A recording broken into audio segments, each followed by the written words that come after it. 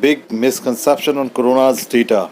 Let's understand to the true figures by mathematical data modeling. कैसे हैं आप? उम्मीद करता हूं कि आप बहुत बहुत अच्छे होंगे। दोस्तों, आपको याद होगा मैंने इससे पहले वायरस, एंटीबॉडी और वैक्सीन को लेकर एक बहुत बहुत आसान जबान में या आसान भाषा में एक मॉडल को समझाने की कोशिश की, लेकिन अब तक मैंने जितनी भी वीडियोस बनाई हैं उन सब में सबसे ज्यादा अहम ये वीडियो मैं बनाने जा रहा हूं, क्योंकि ये शायद आपके लिए भी उतनी ही अहम है जितनी मेरे लिए है।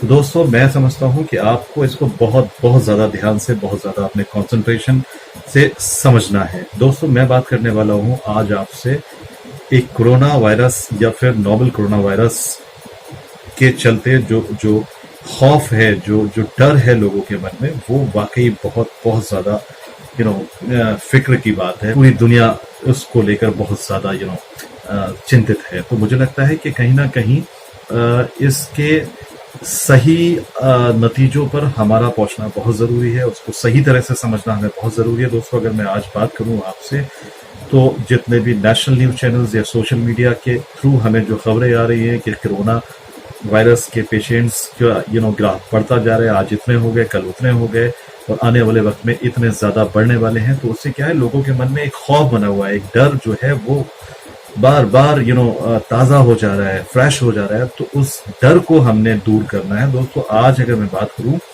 तो कम से कम 56 लाख टेस्ट जो है वो अभी तक हो चुके हैं, जिसमें 3,30,000 केस पॉजिटिव आए हैं, जो कम से कम अगर मैं बात करूं परसेंटेज में तो नियर अबाउट 5% के आसपास, 5%। जी हाँ दोस्तों, अब इन 5% में मैं डेथ रेशियो निकालूं तो कम से कम 9,500 लोगों की मौत हुई है, जो कम से कम 3,30,000 जो हमारे पॉजिटिव केस हैं, अगर उसमें 9,500 लोगों के डेटा की बात करूं तो ये ऑलमोस्ट 3% होगा। तो दोस्तों, ये फिगर को लेकर हम बहुत ज्यादा परेशान हैं और बहुत ज्यादा हमारी फिक्रें बड़ी रहती हैं। तो हमें ये समझने की बात है, क्या ये डेटा बिल्कुल सही है, क्या हमें इसको लेकर इतना परेशान होना ठीक है? तो दोस्तों, हमारे पास जो सोर्स है या फिर पूरी दुनिया जिससे इंफॉर्मेशन लेती है, वो अलग अलग साइट्स हैं, जिसपे एक बहुत ज्यादा पॉपुलर साइट है worldometer.info, जिसपे ये सारे डेटाज, ये सारे आंकड़ा मिल जाते हैं आपको कि किस पर्टिकुलर कंट्री में कितने केसेस आए, कितनी मौत हुई, कितने पॉजिटिव हुए, डेली कितने टेस्ट चल रहे हैं, वगैरह वगैरह। तो दोस्तों, इसमें अगर मैं बात करूं कि 3% जो डेथ रेशियो है, ये 3% का डर जो हमारे मन में है, ये होना ठीक है या फिर ये डेटा में और ज्यादा करेक्शन की जरूरत है? जी हाँ दोस्तों, मैं बात करने वाला हूं इसके एक मैथमेटिकल मॉडल समझने की जरूरत है। दोस्तों, अगर 56 लाख टेस्ट हुए हैं अभी तक, उसमें ऑलमोस्ट 5% फिगर जो हमारा पॉजिटिव आया, जो 3.5 लाख है, अगर मैं टोटल पॉपुलेशन जो 137 करोड़ पूरे हिंदुस्तान की, अगर उसका 5% फिगर की बात करूं तो 6.5 से 7 करोड़ लोग पॉजिटिव आने वाले हैं। और अगर उसमें मैं डेथ रेशियो को कैलकुलेट करूं तो दोस्तों 6.5 से 7 करोड़ लोगों में डेथ रेशियो, अगर मैं 9,500 को उससे कंपेयर करूं, उसके डेथ रेशियो का परसेंटेज निकालूं, तो दोस्तों बहुत बहुत चौंकाने वाले आंकड़े हैं। जी हाँ दोस्तों, बहुत चौंकाने वाले आंकड़े हैं। ये डेथ रेशियो समवेयर अराउंड 0.00015% रह जाएगा, जो कि 1% का भी बहुत बहुत कम है। 1% का 6,500 हिस्सा है ये। तो दोस्तों, ये समझने की बात है। गवर्नमेंट ऑफ इंडिया से मैं ये रिक्वेस्ट करूंगा कि ये जो डर है, इससे हमारी इकोनॉमी को बहुत बहुत बड़ा नुकसान है। गवर्नमेंट ऑफ इंडिया ने, अगर आपको मालूम होगा, हाल ही में एक अनाउंसमेंट किया है कि भाई हमने कंस्ट्रक्शन भी खोल दिया है। कंस्ट्रक्शन तो खोल दिया आपने, लेकिन जब वो जो मजदूर गांव में जाकर बैठ गए और वो जब न्यूज पर देखते हैं कि आज तक का सबसे बड़ा रिकॉर्ड कोरोना पेशेंट का, तो उनके मन में एक बहुत बहुत बड़ा जो डर है वो और ज्यादा ताजा हो जाता है। तो ऐसे में क्या वो हमारे यहाँ आकर काम करने लगेंगे? ऐसे में काम स्टार्ट होने वाले हैं? नहीं दोस्तों। तो कम से कम हमें इस डर को दूर करना पड़ेगा। और मैं अभी अगर बात करूं तो पिछले दोनों एक न्यूज़पेपर में ये आर्टिकल आया था, कम से कम 13.5 करोड़ लोगों की जॉब जा चुकी है। 13.5 करोड़ की जॉब जा चुके हैं। दोस्तों, क्या ये लोग शॉपिंग करने वाले हैं ये लोग क्या कहीं टूर्स पे जाने वाले हैं? तो मुझे लगता है ये लोग ना तो अपने बच्चों की शॉपिंग करेंगे, ना अपने लिए कपड़े बनाएंगे, ना अपने बच्चों के लिए कोई टॉयज खरीदेंगे, या कोई किसी तरह के शौक को अभी ये पूरा नहीं करने वाले हैं। ऐसे में क्या होगा, डिमांड में बहुत बड़ी कमी आने वाली है। जब डिमांड में कमी आएगी तो ऑटोमेटिकली सप्लाई में कमी आएगी, और सप्लाई में कमी आएगी तो दोस्तों बहुत ज्यादा बड़ा अनएम्प्लॉयमेंट होगा। ये 13.5 करोड़ का जो फिगर है अनएम्प्लॉयमेंट का, ये जाके 20 करोड़ हो जाएगा।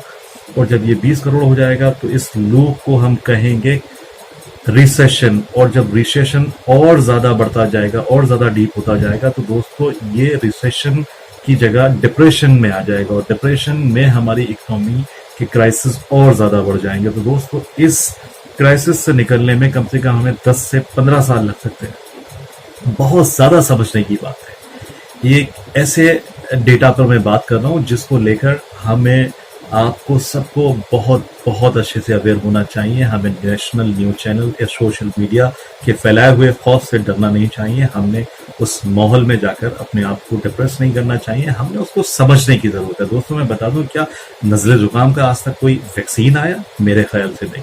लेकिन हाँ, ये बात सही है, उससे इतनी मौतें नहीं होती हैं। लेकिन दोस्तों इतनी मौतें तो इससे भी नहीं हो रही हैं, क्योंकि हमारे पास जो डेटा है, हमारे पास जो आंकड़े हैं, वो बिल्कुल बिल्कुल गलत हैं। 3% नहीं है दोस्तों, 1% का भी 6,500 बार हिस्सा। ये है एक्चुअल डेटा। 6.5 करोड़ से 7 करोड़ लोगों का अगर 9,500 लोगों को कंपेयर किया जाए, 9,500 जो डेथ्स हुई है कोरोना वायरस की, जो टोटल पॉपुलेशन का अगर आज टेस्ट हो जाए तो कम से कम 6.5 से 7 करोड़ लोग पॉजिटिव आएंगे, और उनका 9,500 जो अब तक की डेथ हुई है अगर उससे कंपेयर करेंगे तो 1% का भी 6,500 बार हिस्सा। और दोस्तों मैं बता दूं, गवर्नमेंट जो 1 लाख टेस्ट पर डे कर रही है, कम से कम 30 लाख टेस्ट महीने के होंगे, और अगर इसी स्पीड से वो चलती रही तो कम से कम टोटल पॉपुलेशन के टेस्ट को कवर करने के लिए कम से कम 38 साल का वक्त लगेगा। और अगर इसको डबल कर दिया, दिन में 2 लाख टेस्ट कर दिए, तो टोटल पॉपुलेशन को फिर भी कवर करने में 18 साल लगेंगे। दोस्तों 18 साल का छोटा स्पेन नहीं होता है। उस वक्त में कोरोना कहाँ होगा, लोगों की लाइफस्टाइल की हिस्ट्री क्या होगी, तो दोस्तों उसको समझने की जरूरत है। मुझे चाहिए कि मैं गवर्नमेंट से ये अपील करूं कि गवर्नमेंट इसको समझे, इसकी बारीकियों को समझे, इसकी सीरियसनेस को समझे, लोगों में ये जो खौफ का माहौल है इसको कम करे, और कहीं ना कहीं इकोनॉमी को सेव करे। एक इंडिविजुअल की इकोनॉमी सेफ होगी, कंट्री की इकोनॉमी सेफ होगी, पूरे वर्ल्ड की इकोनॉमी सेफ होने जा रही है। तो दोस्तों ऐसे में हमें चाहिए कि हम अच्छे से इस मॉडल को समझें, और हम अपनी अवेयरनेस के साथ में अपने साथ जो लोग हैं उनकी अवेयरनेस को भी बढ़ाएं।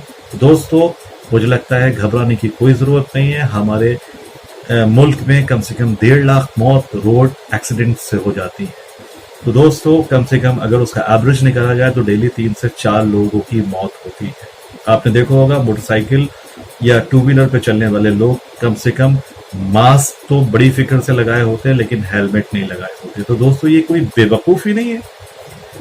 आपकी मौत किसी एक्सीडेंट की वजह भी हो सकती है, उसकी वजह आपका हेलमेट हो सकता है। तो लोगों के मन में जो ज्यादा प्रायोरिटी है, जो ज्यादा बड़ा खौफ है, वो कोरोना वायरस का है, जस्ट बिकॉज ऑफ उसके नंबर्स बहुत ज्यादा बड़े हुए हैं।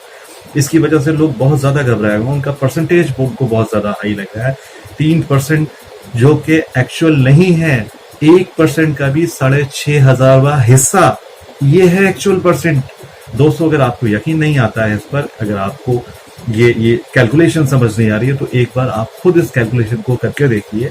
हमारे मुल्क की 135 करोड़ आबादी का 5% जो कि पॉजिटिव हुआ केसेस को हम काउंट करते हैं, हमारे मुल्क का 135 या 137 करोड़ का 5% 6.5 से 7.5 करोड़ हुआ।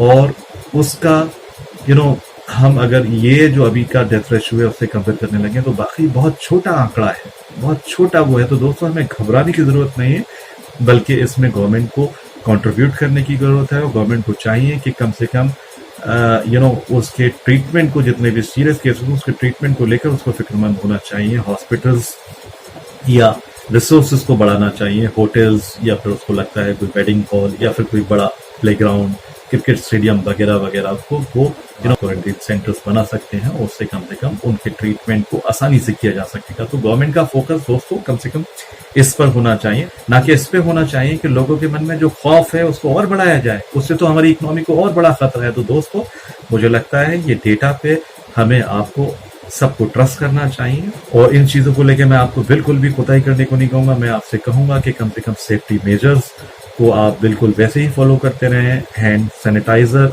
रेगुलर अपनी पॉकेट में रखें, बार बार अपने हाथों को धोते रहें, और अगर धोने का मौका ना मिले तो हाथों को सैनिटाइज करते रहें। मास्क को रेगुलर अपने फेस पे रखें जब भी कभी बाहर जाएं, और दोस्तों सोशल डिस्टेंसिंग का पालन करें। और मुझे लगता है बहुत जल्दी हम इस पेंडेमिक से बाहर आ जाएंगे, और हम कम से कम इस डर से अगर बाहर निकले तो हम काम कर पाएंगे, और अगर हम काम करेंगे तो हमारी इंडिविजुअल, हमारी मुल्क की इकोनॉमी और पूरे वर्ल्ड की इकोनॉमी को बहुत बहुत बड़ा सपोर्ट मिलने वाला है। हम इस खौफ से बाहर आ जाएंगे, हम रिवाइव हो जाएंगे। तो दोस्तों इसको समझने की जरूरत है। Thank you so much. If you like this video, please don't forget like, share, comment and subscribe.